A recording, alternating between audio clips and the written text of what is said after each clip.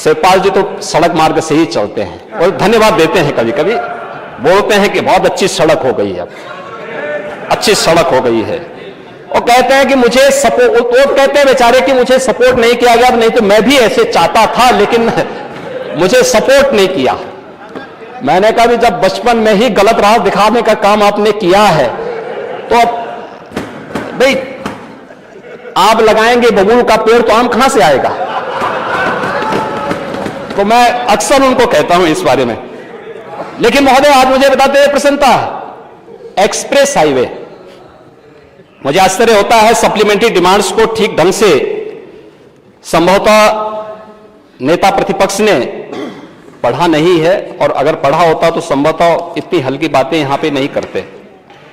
हमने supplementary demands में जो मांग, नई मांग की है, वह सप्लीमेंट्री डिमांड्स में परंपरागत बजट के लिए पैसे की मांग नहीं होती है, ये नई मांग के लिए पैसे की मांग होती है।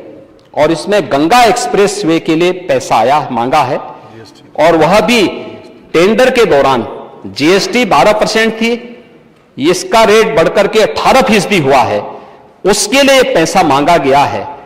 500 करोड़ रुपए से अधिक की राशि है।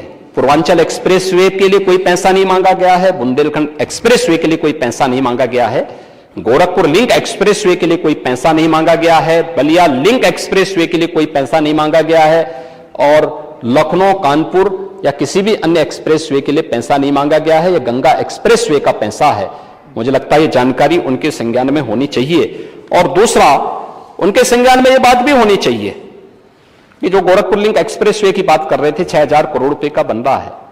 मुझे लगता है कि उनको तथ्यों की जानकारी होनी चाहिए। 6000 करोड़ का नहीं है, बल्कि कुल 3500 करोड़ रुपए का है। और इसमें भी अगर हम देखेंगे तो ये पूरा एक्सप्रेस वे उन क्षेत्रों से होकर जा रहा जो लो लैंड का एरिया था। दूसरा, उससे दूसरा अच्छा मार्ग वह संत कबीर नगर को भी जोड़ रहा है, अंबेडकर नगर को भी उसके साथ जोड़ता है। मुझे लगता है कि थोड़ी भौगोलिक जानकारी भी लेनी चाहिए।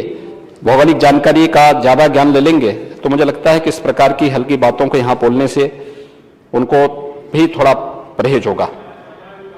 महोदय, इसके साथ ही प्रदेश के अंदर आज एक्सप्रेस वे के रूप में उत्तर प्रदेश की पहचान बन गई है।